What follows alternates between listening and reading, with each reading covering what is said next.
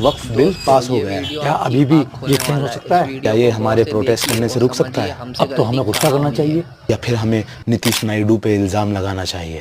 کیا ہمیں انہیں غدار کہنا چاہیے؟ لیکن اصل میں قوم کے غدار ہیں کون؟ ہم لوگ ہیں۔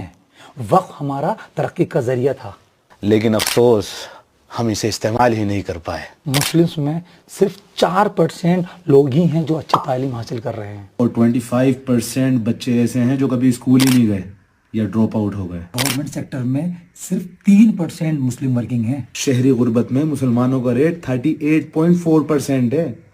ایس سی ایس ٹی سے بھی بری حالات ہے ہماری۔ اب سنیں، ہندوستان میں تقریباً 9 لاکھ ایکڑ زمین وقف کی ہے۔ ہم بنا سکتے تھے ہزاروں اسکول، 100 ہاسپٹلز، 10 یونیورسٹیز اور میڈیکل کالج۔ ضرورت مند اسٹوڈنٹس کے لیے ہاسٹلس۔ بیواؤں اور بزرگوں کے لیے بن سکتی تھی ماہانہ پینشن۔ چلو اب حقیقت کا سامنا کرتے ہیں۔ ہندوستان میں وقف کے ذریعے چلنے والا ایک بھی میڈیکل کالج نہیں ہے جو غریب مسلم طلباء کو سبسڈائزڈ MBBS ایجوکیشن دے سکے۔ ایک بھی نہیں ہے۔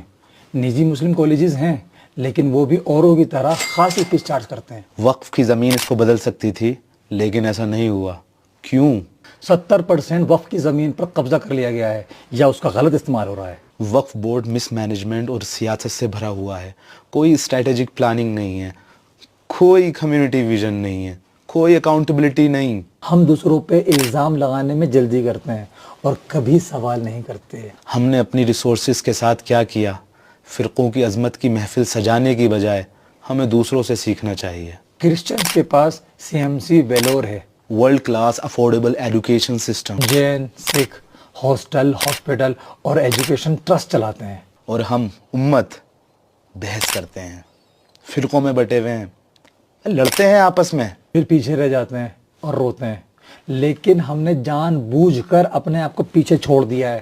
وقف صرف زمین نہیں ہے، یہ کئی زندگیوں کا سہارا تھا۔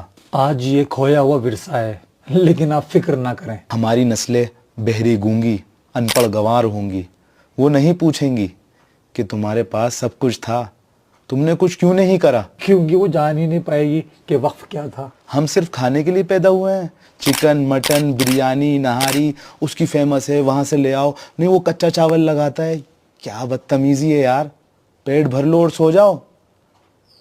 ہم سو رہے ہیں، اگر ابھی بھی نہیں جاگے نا تو یا تو مر جائیں گے یا پھر مار دیے جائیں گے۔